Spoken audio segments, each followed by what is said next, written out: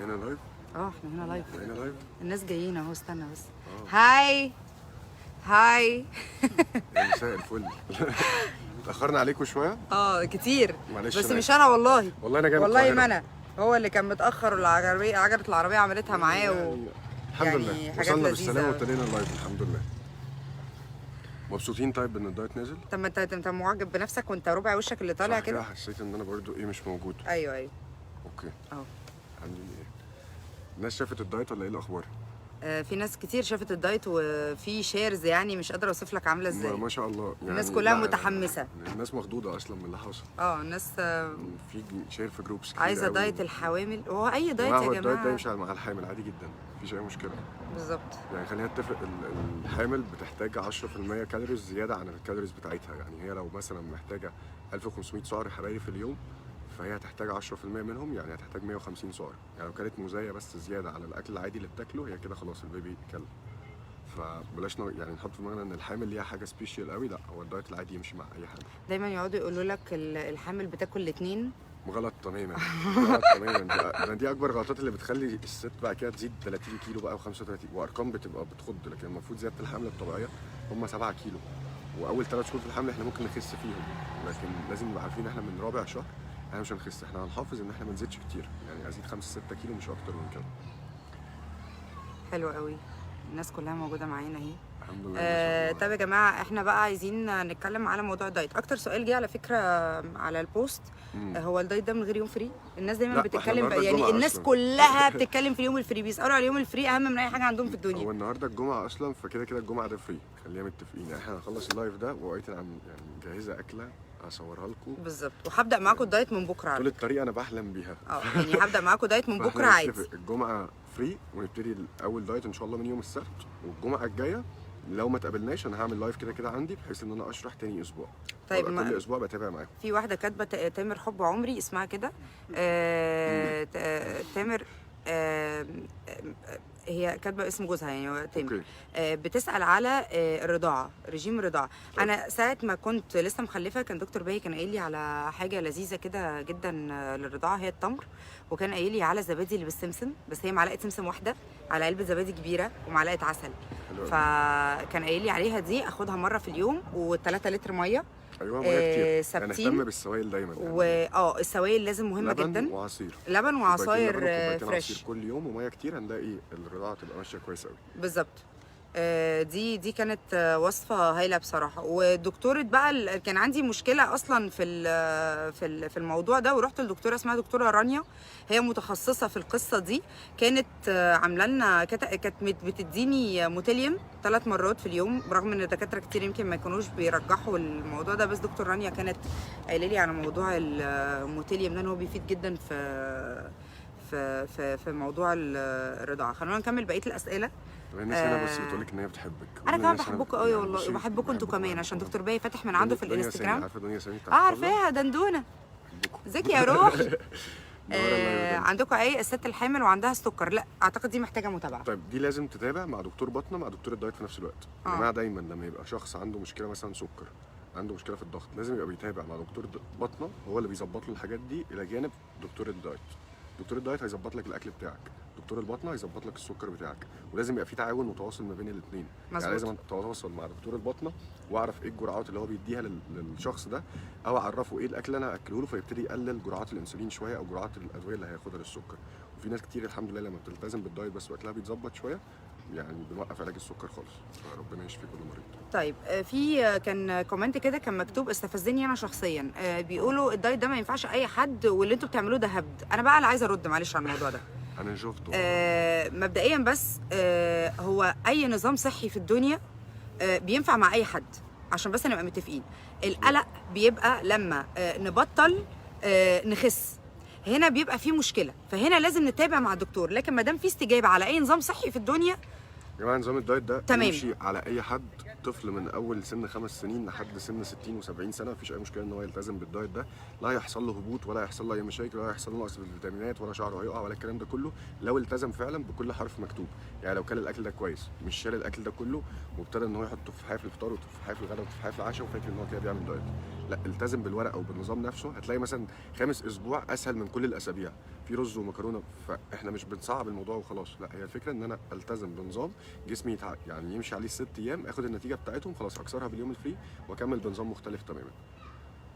فالنظام اللي احنا منزلينه اللي الدكتور باهي يعني عامله لكم، يمشي للي عنده السكر، يمشي للي عنده الضغط، يمشي للي عنده القلب، يمشي للي عنده غده، مريض الغده يمشي على الدايت عادي جدا وهيخس مفيش مشكله، بس يبقى مظبط جرعه الالتروكسين او عامه الدواء اللي هياخده لعلاج الغده. واهم حاجه طبعا اللي هيمشي على الدايت ده لازم يبقى متاكد ان هو ما عندوش انيميا، ده اهم من اي حاجه. دي تحليل صوره دم كده في الاول بيتعمل بسيط بالظبط.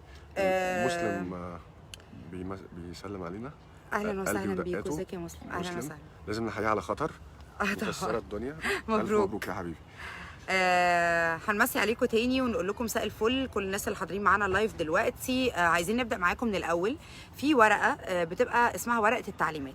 ورقه التعليمات دي انا بقى اللي عايزه اسال عليها دكتور باهي، ايه التعليمات اللي المفروض نمشي عليها لو احنا بنبدا دايت؟ يعني قول لنا كده التبس في السريع بشرح بالسريع. حلو قوي. خلينا نبسط الموضوع شويه، وبدل ما نقول ورقه كبيره ونبتدي نعد بوينتس كتير قوي، احنا هنقول في حاجات غير صحيه هنشيلها عشان صحتنا تبقى احسن، مش عشان الدايت خالص، لا ده انا لو شلتها انا صحتي عامه ومجهودي وحركتي وكل حاجه وتفكيري نفسه وذكائه هيتغير للاحسن، فاحنا هنشيل الحاجات دي عشان صحيا صحتنا تبقى احسن.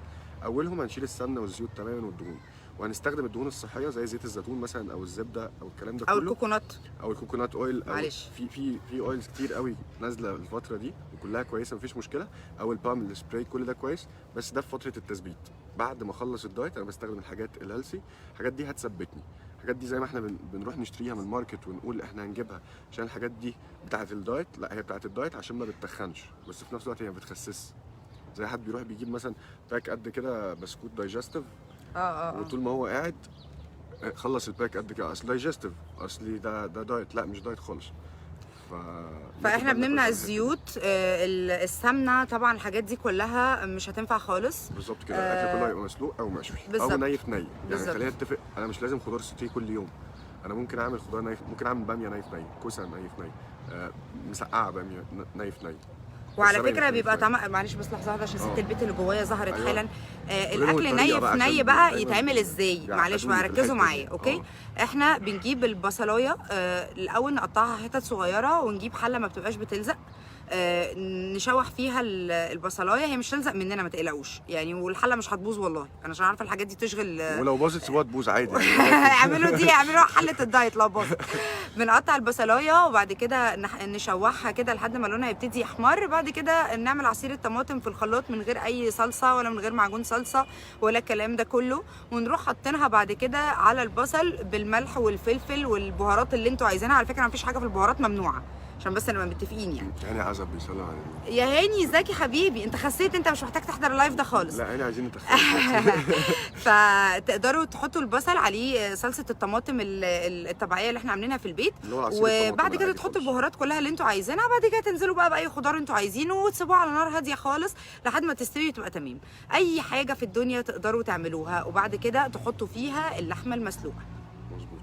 الحاجة التانية، انت كاتب في ورقة الدايت ان مسموح بكوباية عصير في اليوم ومعلقة سكر او معلقة عسل، صح؟ طيب احنا لينا معلقتين سكر في اليوم، معلقتين سكر اهو، او معلقة عسل، يلا، او 3 سمرات تمر. الافيه بقى 2 سكر 3 تمر، 1 عسل، معلقة عسل، 2 سكر، معلقتين سكر، 3 تمر. حاجة من ال3 دول لازم اخدهم، لازم. في ناس بتقول انا منعت سكريات ونشويات مرة واحدة، غلط، هيجي له هبوط ويدوخ، دي دايما اكتر ناس بتقول انا بقى يجي لي هبوط او بيبتدي ان هو يدوخ في الدايت، ده بيكون بسبب ان هو شارب السكريات خالص. بالظبط. لو خد بس 3 تمرات في اليوم وقسمهم على مدار اليوم هيلاقي نفسه لا الهبوط ده راح. طب بص، انا هسال كل الاسئله اللي انتم ممكن تسالوها. ايه احسن وقت ان انا ناخد فيه السكريات دي؟ قبل ما المغرب يجي.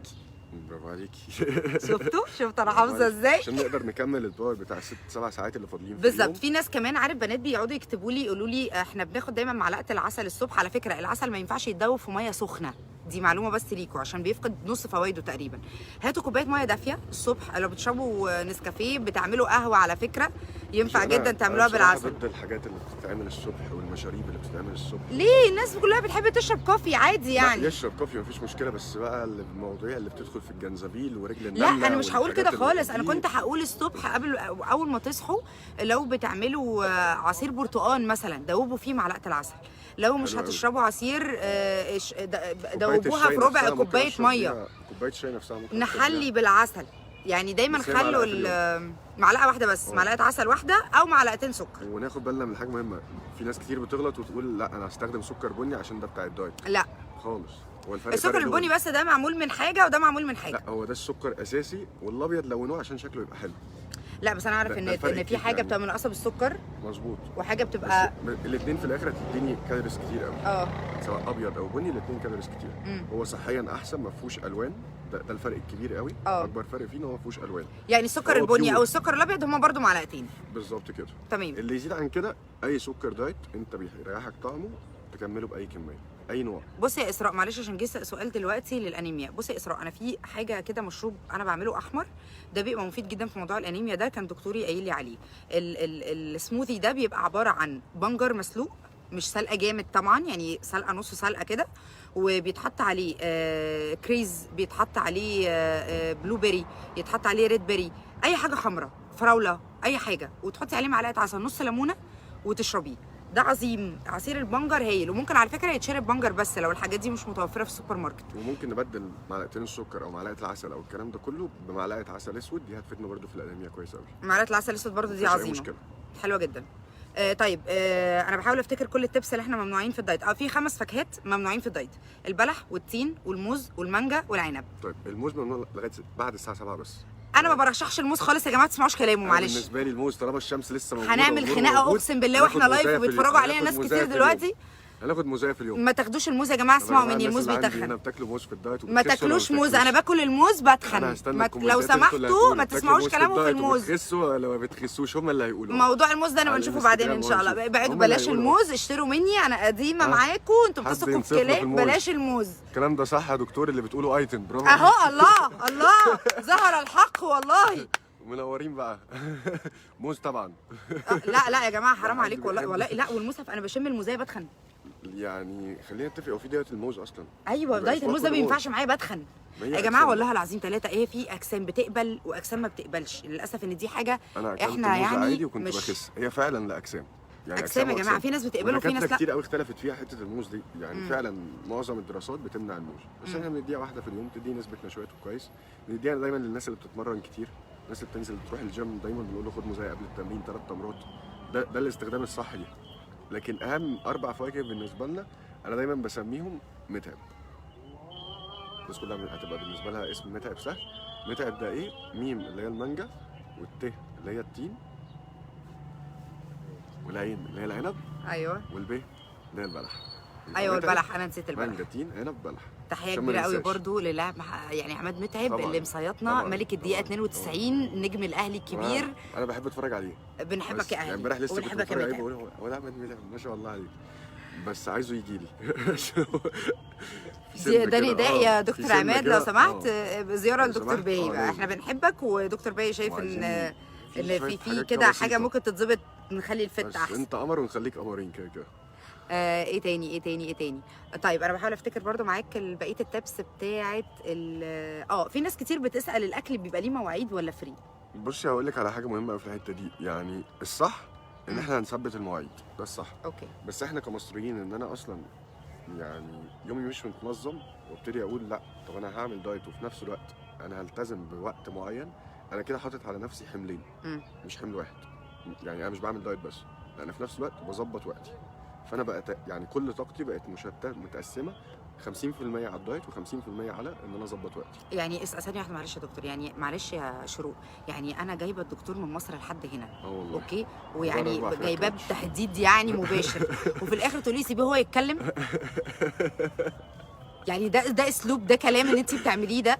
احنا في ارض يا جماعه، ده عندنا في البيت. يعني مش عايزه اقول لكم ايه اكتر من كده، يعني وجايباها عشانكم مكلفه وصارفه وعاملين عزومه يعني هنعمل ايه تاني اكتر من كده؟ في الاخر تقول لي سيبيه يتكلم.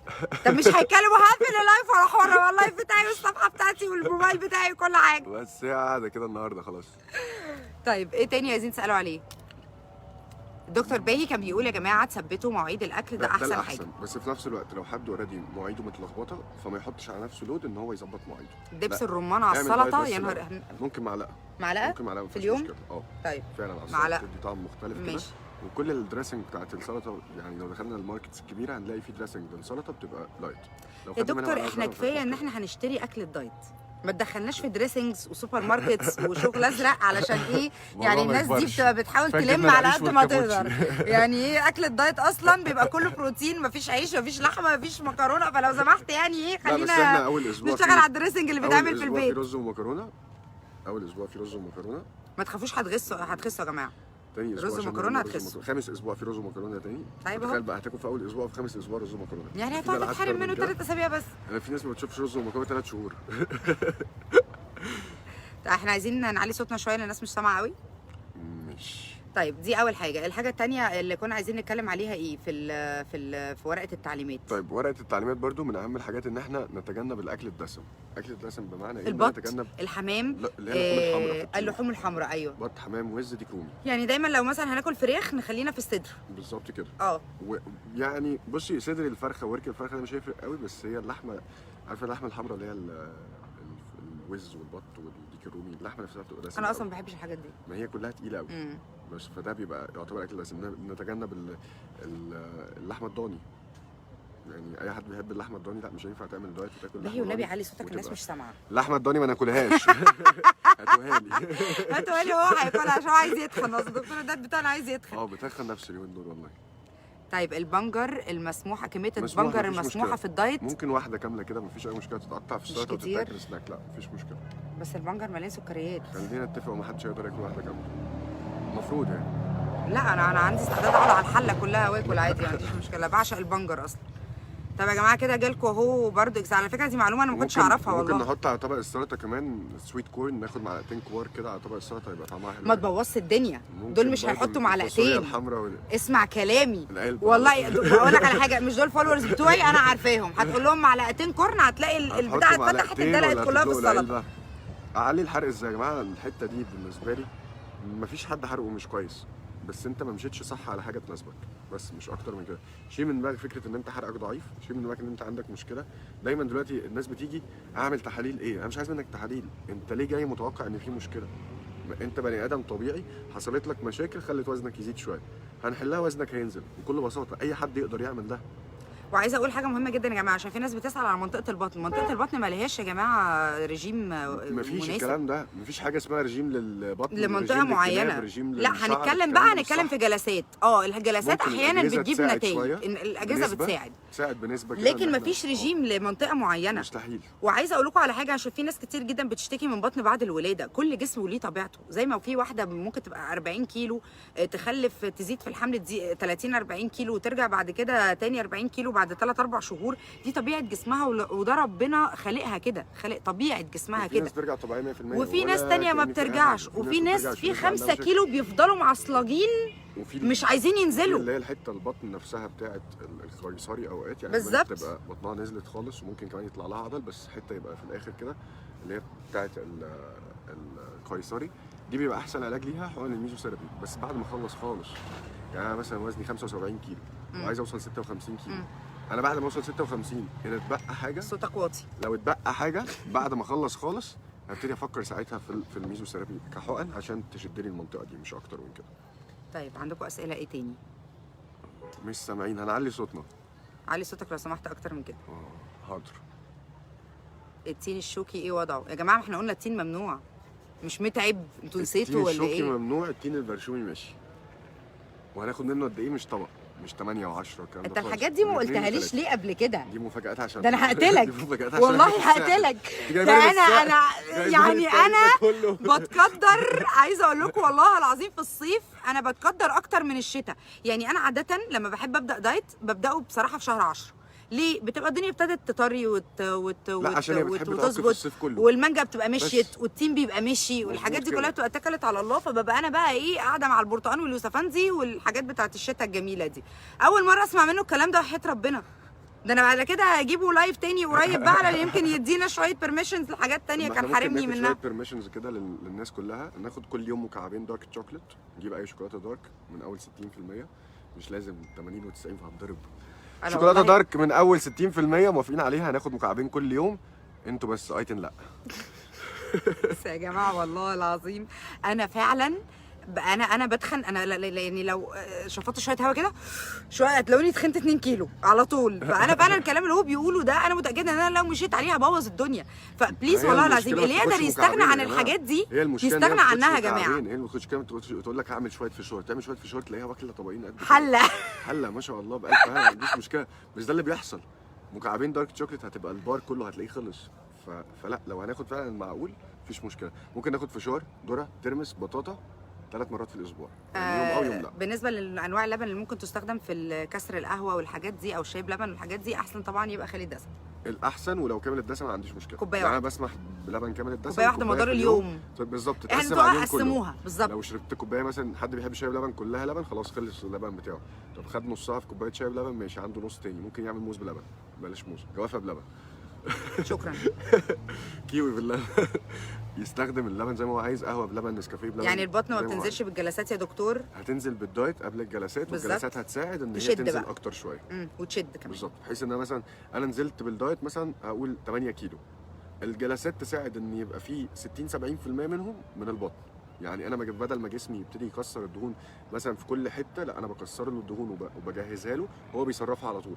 فبيبقى الموضوع ابسط له ان هو يتخلص من الدهون اللي انا كسرتها له اساسا في الجلسات. في سؤال مهم جاي انا بقى اللي عايزه اجاوب عليه. نجوى بتسالني بتقولي انت مش كنتي بتتابعي مع الدكتور احمد عمر؟ مبدئيا دكتور احمد عمر من احسن دكاتره الدايت في القاهره الكبرى وضواحيها. انا بصوا انا هقول لكم على حاجه، انا تاني يوم العمليه من اول الناس اللي كلمتني دكتور احمد عمر، اللي انا بعتز جدا يعني هو بمعرفته الحقيقه، يعني هو بني ادم جميل. مسج بيقول لي ما تعرفش. لا قلت له لا انا بحبك، لان انا فعلا بحبه، هو شخص جميل جدا. وانا مستني لما ان شاء الله دي تتشال خالص لازم اروح له العياده اشكره على يعني. هو دكتور احمد عمر من احسن دكاتره الدايت الموجوده، ما يتخيرش عن دكتور باهي. وهو طبعا استاذنا لانه سابق واكبر وليه شهره اوسع ويعني محقق نجاحات عظيمه. وانا على فكره على الصداقه طيبه جدا بدكتور احمد. بس انا اللي عندي مشكله، انتوا بتتكلموا عن واحده بتعمل دايت 12 شهر في السنه، فانا فعلا بزهق يعني بزهق يعني بني ادم عادي وبمل. المشكله ان انا لازم الحقها، يعني انا شويه اروح اسبوعين مش موجوده، طب انت فين بالظبط؟ تلاقي ستوري فاهم، وبعدين تلاقيني شويه اقول له دكتور باهي لو سمحت، كل يوم ايس كريم، كل يوم ايس كريم، كل ايس كريم. انا زهقت من الحاجات اللي عندك، انا رايحه لدكتور احمد عمر. عارفين يعني انا بتعامل زي اللي متجوز 2 كده، يعني شويه ابقى عايزه اقعد عند دكتور احمد عمر اكل الاكل اللي والدايت اللي عنده، وشويه عايزه اروح عند دكتور باهي. بس الاثنين ما شاء الله ما يتخيروش عن بعض.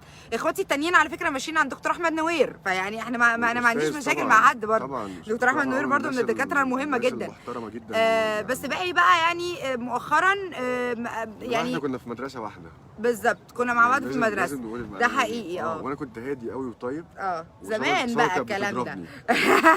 وقعتني قبل كده في الفسحه.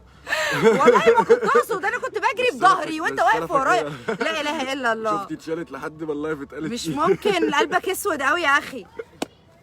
عندكم مثلا في اولى اعدادي وهي كانت في ثانيه ثالثه اعدادي تقريبا. اوكي، احسن رجيم للغده الدرقيه. ان اي الرجيم ده هيمشي كويس جدا مع الغده الدرقيه، بس اخد جرعه الدواء اللي هتناسبني عشان الغده يعني تنتظم وتبقى يعني التحليل بتاعها يطلع مظبوط بعد كده. يعني انا مثلا ماشي على جرعه 100 من الالتروكسين، ممكن اوصل ل 150، ممكن اوصل ل 200. كل ده دكتور البطن هو اللي هيحدده. هتابع مع دكتور البطن هيظبط لي علاج الغده، همشي على الدايت هخس عادي جدا. طب الدايت اللي احنا منزلينه ده ال6 اسابيع دول ينزل كل واحد قد ايه اصلا؟ يعني كل واحد ده كان سؤال عدى فعلا. هينزل قد ايه اصلا؟ كل واحد وشطارته. كل واحد وشطارته ده اولا، وكل واحد واجتهاده. بس اللي هيلتزم 100% هو هينزل تقريبا ان شاء الله يعني قبل اي حاجه 10% من وزنه. بمعنى ان لو حد 60 كيلو يستنى في اخر ال6 اسابيع، يعني انت كل اسبوع توزن نفسك مفيش مشكله، تاخد الفري، ميزانك حلو وحش، بس انا اوعدك بعد ال6 اسابيع هتلاقي النتيجه دي موجوده. حط هناك ان هم 45 يوم قعدتهم في البيت بعد العمليه، فانت اعمله معسكر لنفسك كده عشان ايه؟ لا هو ده اللي انا هعمل فيه حاجه لنفسي قبل اي حاجه. هتلاقي نفسك فعلا في خلال 6 اسابيع دول اتغيرت. طب ال 60 كيلو تجيب 6 كيلو، ال 70 يجيب 7، ال 80 يجيب 8، هي 10%. ال 100 كيلو يجيب 10 فيما فوق بقى، يعني 150 ممكن يجيب 15، ممكن يجيب 10. طب الناس تبدا رياضه امتى؟ وقت ما تبقى هي حابه تعمل رياضه. يعني احنا مبدئيا دكتور باهي دايما كان بيرشح لي ان انا اعمل رياضه نص ساعه في اليوم. نص ساعه دي ممكن تبقى اي حاجه، مش لازم تروحوا جيم. انتوا ممكن لو نظفتوا البيت، بس مش نظافه البيت بقى اللي احنا نحط المخده كده ونريح بعديها 5 دقائق، لا اللي هو اروح من فضل الكنبه واروح شايله السجاجيد واروح ملمعه الازاز واروح بعد كده رايحه غاسله مواعين في المطبخ واروح حاطه الغسيل في الغساله، شايله الغسيل حاطاه منشره كده، اطبق الغسيل احطه في الدواليب كده، مش اعمل حاجه وافضل قاعده مرتاحه واروح اعمل حاجه. لا ما خلاص شغل البيت خلص كده، غسيل ومسح وتنفيض وسجايد يعني. يعني دي بس خلاص كده نبقى خلصنا. ممكن اللي يقدر يتحرك في البيت يفتح اي فيديو على اليوتيوب ويفضل يعمل يرقص زي ما الناس بترقص زومبا بتاع اي حاجه من الحاجات اللذيذه دي. ده ممتاز جدا. شغلوا مزيكه اي حاجه هايبر وبتاع واقعدوا تنططوا، ان شاء الله تتنططوا فعلا. انا اسهل حاجه دايما بقولها للناس ارقصوا. بالظبط. يعني فعليا انا في خلال اسبوعين ان شاء الله انا في كلاسز هتبقى زومبا وبيلي دانس اوريدي موجوده. احنا عندنا عياده اونلاين هيزيد فيها الكلام ده. حلو قوي الكلام ده. يعني فتنس انستراكتور. يلا يا جماعه اللي عايز بقى يحضر كلاسات يجوين الكلاسات بتاعتهم هتبقى اونلاين على الموبايل. بالظبط كده، يعني زي ما احنا قاعدين وليك انك تفتح الكام وليك انك تقفل الكام. يعني الموضوع لذيذ جدا خلال اسبوعين ان شاء الله. احنا بنشكركم جدا يا جماعه. نتمنى نكون جاوبنا على كل اسئلتكم. انا لسه قابضه على باهي ولسه قاعد معانا 3 ايام كمان. هستاذنكم. انا بشكركم ان انا يعني جيت وقعدت مع ايتن النهارده وانتوا السبب في ده قبل اي حاجه. شكرا على احنا اللي بنشكرك والله العظيم. كل الناس كانت مستنيه دايت من زمان، بس على فكره هو باهي بس كان عمل عمليه في رقبته فده اللي عطل الموضوع. انا وعداكم فعلا بالدايت ده من زمان. خلاص تخلص خلاص قربت خلاص تتحرك شويه. فالحمد لله يعني الحمد لله على سلامتك اكيد. واحنا بنشكرك جدا ان انت كنت معانا النهارده. وانا لسه قابضه عليه وانت نايم في الساحل، فمن فضلكم لو في اي اسئله اكتبوها تحت الفيديو ده، واعملوا برضو لايك للصفحه بتاعته علشان هو احيانا بيعمل يوم في الاسبوع كده بيطلع لايف برضو بيتكلم بيجاوب على كل الاسئله الموجوده، وبيعمل هايلايت للاسئله المهمه اللي بتبقى الناس بتسال عليها بشكل مستمر. نتمنى نكون جاوبنا على معظم اسئلتكم، وانا هسيب لكم اللايف ده ان شاء الله في الصفحه دلوقتي. والكومنتات بتاعتكم هي اللي هتحدد هنطلع لايف تاني في اليومين الجايين ولا لا. بالظبط. يعني لو لقينا طبعا انتم محتاجين اسئله اكتر وعندكم اسئله اكتر ومحتاجين تستفسروا على حاجات اكتر هتلاقونا طلعنا لكم لايف في اليومين اللي جايين ان شاء الله. بما اني قابضه عليه ومهدداه بالقعده دي. نتمنى تكونوا استمتعتوا معانا. وهنزلوا البحر والله وهيبلبط يبلبط يعني ما تقلقوش. هنبلبط كلنا في البحر. كل سنه وانتم طيبين. كل سنه وانتم طيبين. اشوفكم على خير.